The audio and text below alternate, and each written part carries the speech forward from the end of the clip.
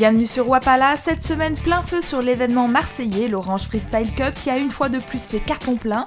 Puis je vous invite à découvrir l'histoire de Long Beach avec un extrait du documentaire de Grant Heads. Mais avant cela, on prend des nouvelles du circuit pro de surf, l'ASP, direction l'extrémité sud de l'Inde au Sri Lanka.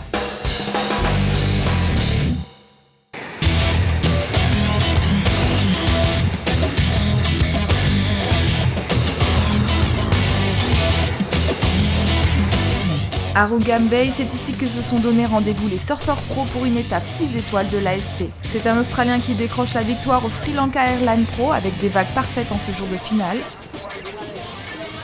Julian Wilson a dominé cette étape toute la semaine pour finalement se retrouver en finale face au jeune Nat Young qui vient d'atomiser Jake Scherp avec un score de 9,33. Mais l'Australien frappe fort dès le début et s'impose sans laisser de chance à son adversaire. Cette victoire est un résultat encourageant pour Julian qui sort tout juste de blessure.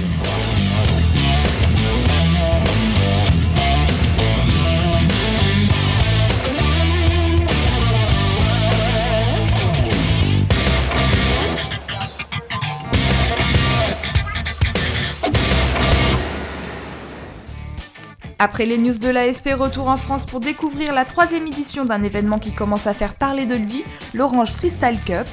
L'événement des frères Moussilmani souffle ses 3 bougies cette année, avec cerise sur le gâteau la Coupe du Monde de skate qui a fait confiance aux jumeaux et à leur équipe pour organiser la seule étape européenne.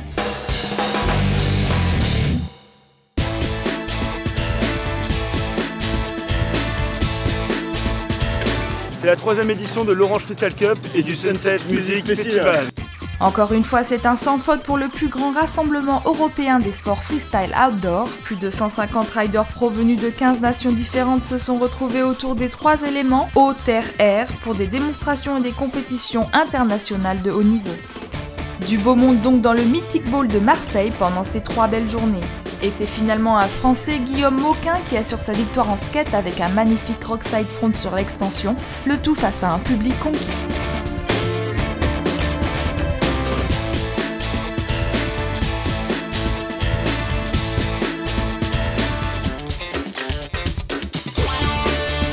Côté mer, c'est le show avec des riders qui s'envoient en l'air grâce à un vent soutenu. Les windsurfers se satellisent sur la rampe tandis que les kitesurfers enchaînent les handle pass et hautes figures de style.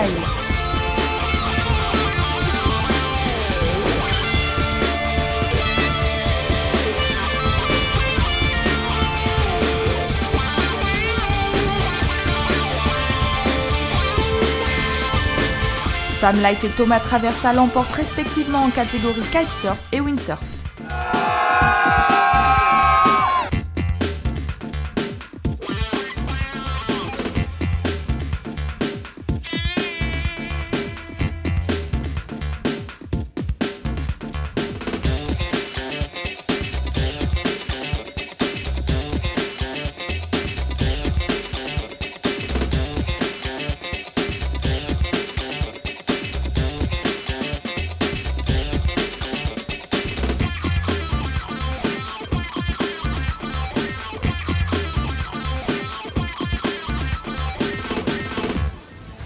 Après l'action, place à l'histoire. Voici celle d'une plage autrefois célèbre pour ses vagues parfaites. Aujourd'hui, il n'y a plus rien à Long Beach, seulement des détritus qui jonchent le sol et un mur immense à l'horizon.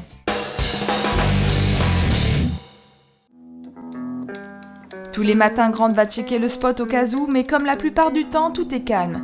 Il faut qu'il aille plusieurs kilomètres au sud pour trouver de quoi s'amuser. Et pourtant, Long Beach n'a pas toujours été comme ça. Autrefois, c'était une des plages les plus célèbres des États-Unis pour le surf. Le célèbre Duke Kahanamoku, un pionnier de l'activité, y est même venu. Mais tout a changé en 1941 avec la construction de cette digue. Il a fallu détruire une partie du relief de l'île de Santa Catalina et laisser des cratères béants pour construire ce mur. Les blocs de roche parcouraient 26 milles sur des barges pour rejoindre Long Beach où ils allaient plus tard enfermer à jamais la plage sur 2,5 milles, soit 4,6 km. Situé au sud de Los Angeles, le port de Long Beach est un des plus grands au monde. C'est le plus gros employeur de la ville qui compte pas moins de 500 000 habitants. Depuis la construction de ce mur, la circulation de l'eau ne se fait pas naturellement.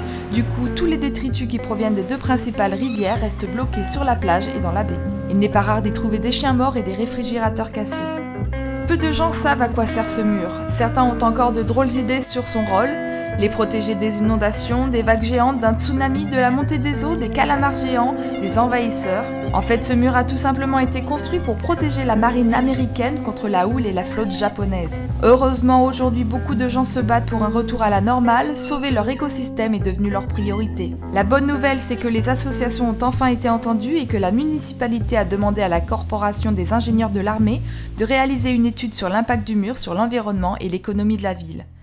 Ici, tout le monde attend les résultats de cette étude avec impatience, avec comme objectif ultime la destruction totale de ce mur. Le Mag Wapala se termine, merci de l'avoir regardé, je vous donne rendez-vous la semaine prochaine pour encore plus d'histoires et d'actions. A plus et bon ride!